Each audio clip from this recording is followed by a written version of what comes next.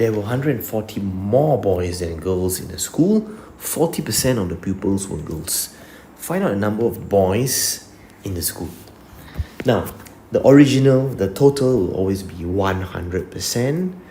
So from this statement alone, we know that the girls will be 40% and the boys will be the remaining. Okay, 100% is the total minus 40%.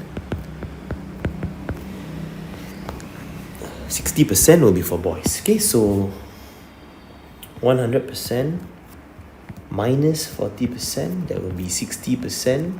So boys will take on 60%, girls will take on 40%. Alright, so percentage can be taken as units from here.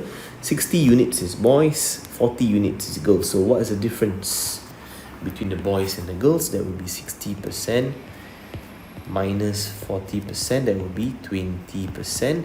And we now know that the difference of 20% is for 140 students, because there's 140 more boys than girls. Okay, so the question wants you to find the number of boys in the school. So boys will be 60%, right? So what is 60% then? Okay, so from 20 to 60, you times 3. Do the same thing over here as well.